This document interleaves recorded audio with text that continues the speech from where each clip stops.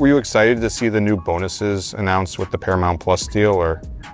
No bonuses. No one's getting paid more. What's the new bonus? 150? Dana White just handed a British boxer $15 million for a single fight, and the UFC's own champions are watching from the outside with a specific kind of fury that does not cool down easily. Conor Benn, 24 wins, 14 by knockout, 0 world titles, got a reported $15 million one-fight deal through Zuffa Boxing, the new boxing venture co-owned by UFC parent TKO Group Holdings. The same organization that told its own champions there is no money, the same structure that celebrates a $150,000 performance bonus as meaningful progress, just signed a boxer from a different sport for $15 million. TKO President Mark Shapiro clarified on a quarterly earnings call that Saudi Arabia's Turki Al-Sheikh and his company Sella are technically covering Benn's purse, not TKO or Zuffa Boxing directly out of their own accounts. But that distinction does almost nothing to reduce the temperature inside MMA locker rooms, because from where fighters are standing, the man who signed that boxing deal and the man deciding their UFC contracts are the same person, Dana White. The $15 million number handed fighters something they have never had in previous pay disputes, a specific, publicly documented comparison point that exists inside the same corporate family, not pointing at a different sport, but at the same ownership group writing different-sized checks. It's not fair. It's predatory. There is no argument there. Now, we're a bunch of idiots who take our clothes off and go fight for, shorten our lives for this. Sean O'Malley, the former UFC bantamweight champion who has headlined multiple pay-per-views and worn the belt, went straight to his YouTube channel and said what every fighter in the locker room was already thinking. He acknowledged that Conor Benn is a legitimate name, acknowledged that business is business, but made the central point impossible to argue with. A UFC headliner is not making $15 million per fight, while a boxer Dana White recently discovered apparently is. O'Malley speculated the deal is partly an ego move driven by Dana White's reported rivalry with Eddie Hearn, that White structured it specifically to pull Benn away from matchroom boxing as a public flex against a promoter he wanted to embarrass. Whether that speculation is accurate or not is secondary to the documented reality. The same ownership structure that keeps UFC fighter salaries opaque and individual just wrote a $15 million check with its name attached to a single boxing performance. Demetrius Johnson, arguably the greatest pound-for-pound MMA fighter in history, reacted directly to the signing and pointed to the central structural problem that makes this moment uniquely dangerous for the UFC's relationship with its top talent. UFC fighter salaries are kept hidden from public disclosure. No one outside the negotiating room knows what the actual gap looks like. And Johnson's question was direct. Why are fighters like Kamaru Usman, Ilia Topuria, or Merab Dvalishvili not seeing similar numbers? Michael Venom Page added his voice to the chorus and brought the frustration down to the personal and specific level that makes it harder for the UFC to dismiss as abstract complaining about industry structure. He framed it plainly as UFC athletes getting scraps while the same ownership structure lavishes a single boxing payday on someone who has never set foot in the octagon and has no relationship with the sport that built this company.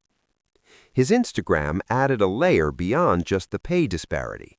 Fighters across the roster describe a pattern of not just underpayment, but a feeling that their value, their momentum, and their time are treated as interchangeable assets rather than competitive careers with finite windows. The Conor Benn deal made that pattern visible in dollar figures the entire world could see simultaneously, which is the specific quality that separates this moment from every previous UFC pay complaint that came and went without structural consequence. One number, $15 million, attached to a name from a different sport under the same corporate umbrella.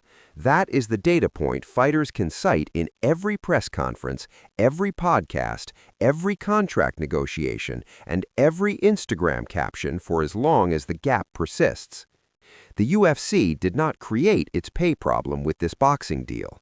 It just put a floodlight on something that has been building inside MMA locker rooms for over a decade, with no legitimate outlet for fighters to address it collectively. Sean Strickland, the former UFC middleweight champion, said the quiet part at maximum volume when he was asked about the new performance bonuses announced with the UFC's $7.7 billion Paramount Plus media rights deal. He was asked if he was excited to see those new bonuses, and his answer was flat, immediate, and devastating. No bonuses. No one is getting paid more, and the new figure being celebrated is $150,000. $150,000 is the performance bonus increase attached to a $7.7 billion media rights deal that projects UFC's annual revenue toward $1.1 billion going forward. The numbers behind Strickland's predatory label are not hyperbole. UFC fighters receive an estimated 15 to 20% of total UFC revenue, a figure that has held essentially flat since at least 2011, while the sport's commercial value has grown dramatically. Compare that to the NFL and NBA, where players receive approximately 48 to 50% of league revenue, or to a 2013 Mercer study commissioned by UFC itself that found MLS allocated 76% to athletes, while the UFC sat at 18.6%. The UFC sits at the lowest revenue share of any major sporting organization that study examined, and that number has not moved meaningfully upward in the years since, while the media rights deals and pay-per-view revenue have continued to climb. There's no argument here. The UFC is not it's predatory. Well, I would just like it to match any other sporting event. Entry-level fighters start at $10,000 to $20,000 per fight. Show money with a matching win bonus, competing 2 to 3 times a year in a sport that shortens your life and requires full-time professional preparation. Optimistically, that is $40,000 to $100,000 gross before taxes, training costs, coaching fees, medical bills, and the physical wear that comes with competing at the absolute peak of the world's most physically demanding combat sport. Below United States median household income for athletes who have achieved something that only a tiny fraction of the global population can accomplish, and who are performing in the most popular combat sports organization on the planet. Justin Gaethje, one of the most beloved and financially significant fighters on the entire UFC roster, said directly on January 21, 2026, during UFC 324 Media Day, that his pay had not increased under the Paramount deal.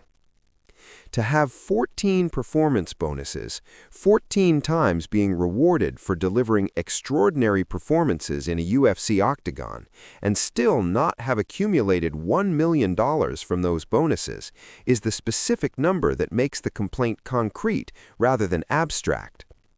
Strickland's ask is not even ambitious by comparison. He said explicitly he does not want UFC to surpass industry standards, he just wants it to match them, and even that modest request has not produced a meaningful structural response. The antitrust lawsuit working its way through federal court, the Johnson versus Zuffa case covering UFC fighters from July 2017 to the present, adds a legal dimension to the public pressure campaign that the UFC cannot fully control or manage through media strategy. Unlike the Lay versus Zuffa case that was resolved with cash and no injunctive relief, the Johnson plaintiffs are seeking structural reform, changes to contract terms, greater transparency, and genuine free agency mechanisms that would permanently alter the competitive landscape for fighter compensation. Every public statement a UFC executive makes about fighter compensation becomes potential discovery material if that case moves toward class certification or trial in 2026, which means the institutional incentive to say nothing useful about fighter pay is very high right now. Every fighter who goes on record calling the system predatory adds weight to the legal argument that the harm is ongoing, widely understood inside the organization, and not a misunderstanding about how the business works. The settlement in the previous case was $375 million, a significant one-time acknowledgement of past harm, but it contained no injunctive relief and therefore no guarantee that the underlying structure would change going forward. What fighters are beginning to understand is that legal action alone moves slowly and delivers limited structural change, and the fastest lever available to them is high-profile disruption at high-profile moments, which is exactly what the White House card represents. The White House event on June 14th is the most politically charged and commercially significant card in UFC history, and it is now the specific stage where the pay dispute narrative has the most potential to force a visible confrontation. Multiple top-tier fighters have signaled reluctance to participate without improved compensation, and whether they follow through or ultimately appear is the immediate test of whether the informal pressure campaign has any real teeth. The UFC's institutional preference throughout the last decade has been to absorb public complaints, make small, targeted concessions to the loudest individual voices, and leave the fundamental compensation structure entirely intact without establishing precedent. That playbook works precisely because there is no union. Individual fighters negotiate individually. Individual upgraded contracts are enough to turn a vocal critic into a quiet employee, and no single fighter's threat carries the collective weight required to force structural change. But 2026 is structurally different from previous moments because the $15 million Zuffa boxing deal gave the fighters something they never had before, a specific, publicly documented, same ownership comparison that cannot be explained away as an apples to oranges sports industry argument. This is not fighters pointing at NFL contracts from a completely different industry. This is fighters pointing at a check their own boss wrote to an athlete who has never competed in their sport and asking a question that has no comfortable answer available.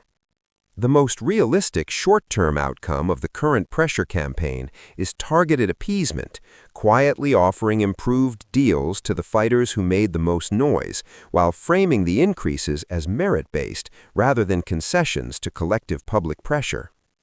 That approach neutralizes the loudest individual voices without establishing a precedent that benefits the broader roster, which is why it is the preferred institutional response for an organization that has been managing this dynamic for over a decade.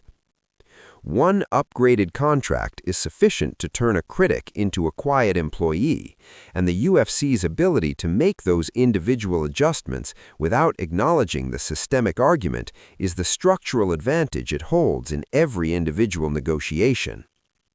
The more consequential outcome, genuine structural reform, requires either a successful Johnson versus Zuffa resolution that includes injunctive relief or the emergence of a credible fighters association with enough roster coverage to threaten collective action at meaningful scale.